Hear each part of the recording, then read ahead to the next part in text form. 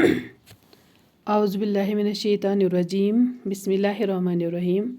جماعت ساتویں، مضمون اردو، موضوع شاہ ہمدان، سبق نمبر 8، میقات اول، اور میں آپ کی گوہر میم ہوں۔ بچوں، میری طرف سے آپ السلام علیکم ورحمۃ اللہ وبرکاتہ قبول کیجیے۔ چلیے اپنا موضوع شروع کرتے ہیں۔ شاہ ہمدان ہے ہمارے موضوع کا نام۔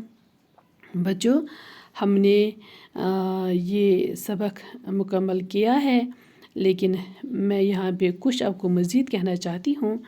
مزید کچھ میں نے اس میں سوالات لکھے ہیں، وہ میں آپ سے شیئر کرنا چاہتی ہوں۔ چلیے شروع کریں گے۔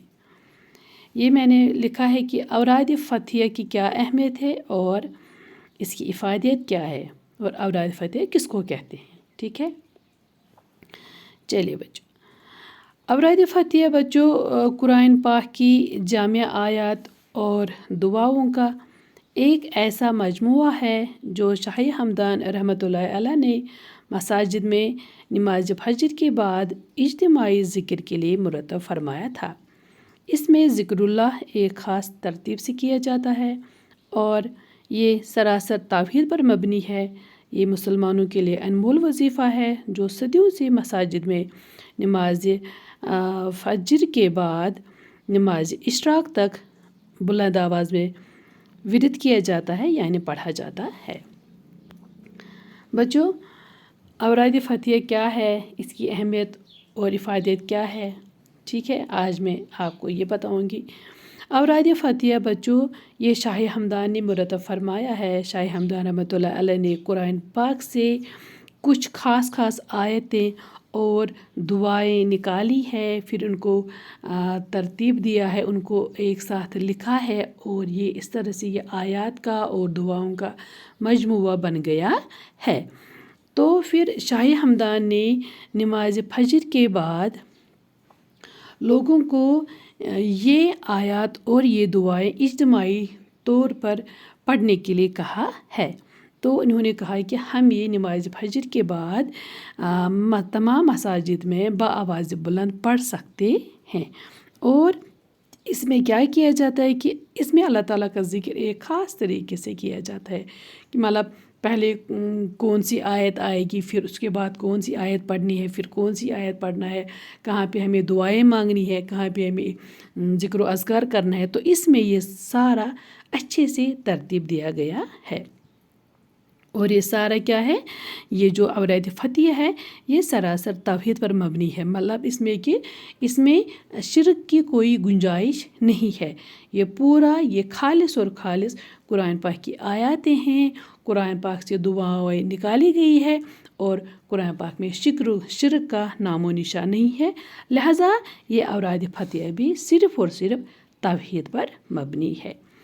یہ تمام دنیا بھر کے مسلمانوں کے لیے ایک وظیفہ ہے، ایک قیمتی ایک نایاب وظیفہ ہے، جو صدیوں سے ہزاروں برس سے تمام مساجد میں نماز فجر کے بعد نماز اشراق تک بلند آواز میں پڑھا جاتا ہے۔ تو بچوں، یہ تھا یہ اوراد فتحیہ۔ اب میں آپ سے مزید معلومات شیئر کرنا چاہتی ہوں۔ بچوں، کچھ باتیں ہیں جو میں آپ کو کہنا چاہتی ہوں۔ سب سے پہلی بات یہ ہے کہ جو میر سید علی ہمدانی رحمۃ اللہ علیہ ہے، وہ 3 بار کشمیر آئے۔ بچوں، یہ باتیں اب یاد رکھنا، کیونکہ یہ آپ کو ایگزام میں بھی پوچھ سکتے ہیں۔ تو کتنی بار آئے میر سید علی ہمدانی رحمۃ اللہ علیہ کشمیر؟ بچوں، وہ 3 بار آئے۔ پہلی بار جب وہ آئے، پہلی بار سلطان شہاب الدین کے دور حکومت میں 774 میں آئے۔ جب وہ آئے پہلی بار کشمیر، تو پہلی بار کشمیر کا بادشاہ کون تھا؟ سلطان شہاب الدین۔ اور اس وقت کون سا سنہ تھا؟ اس وقت سنہ تھا 774 عیسوی، یعنی کہ 774 عیسوی۔ دوسری بات بچوں یہ ہے کہ جب شاہ ہمدان رحمۃ اللہ علیہ دوسری بار کشمیر آئے، تو اس وقت سنہ تھا 781 عیسوی، اور اس وقت بادشاہ کون تھے کشمیر کے؟ سلطان قطب الدین، یعنی کہ دوسری بار 781 عیسوی میں سلطان قطب الدین के ज़माने में आप कश्मीर आए। शाबाश। तो तीसरी बात क्या है बच्चों? तीसरी बात यह है कि जब आप तीसरी बार कश्मीर आए, तीसरी बार 785 ईस्वी में फिर सुल्तान कुतुबुद्दीन के ज़माने में तशरीफ़ लाए। अच्छा, जब आप तीसरी बार और कश्मीर आए तो उस वक्त भी यही बादशाह थे, सुल्तान कुतुबुद्दीन, लेकिन उस वक्त सना क्या था? 785।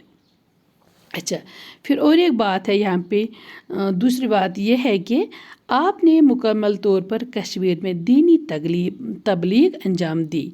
कश्मीरी आपको शाही हमदान, अमीर कबीर, अली सानी और बानी मुसलमानी जैसे नामों से याद करते हैं।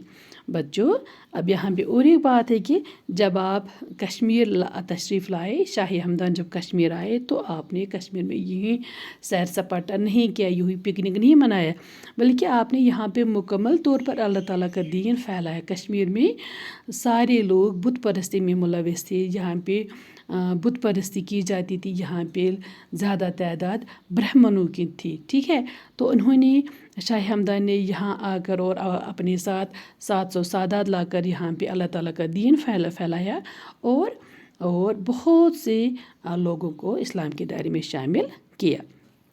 तो कहते हैं कि कश्मीरियों को फिर शाही हमदान से अकीदत बढ़ गई, बहुत प्यार और मोहब्बत बढ़ गया, और उन्होंने आपको बहुत से अलकाब दिए, बहुत से नामों से आपको पुकारा। इनमें एक नाम है, मतलब शाही हमदान भी उनको कहते थे, अमीर कबीर रहमतुल्लाह अलैह कहते थे, अली सानी यानी कि ये दूसरे हज़रत अली हैं, मतलब उन्हीं के मर्तबे पे, उन्हीं के दर्जे पर लोग उनको लेते थे।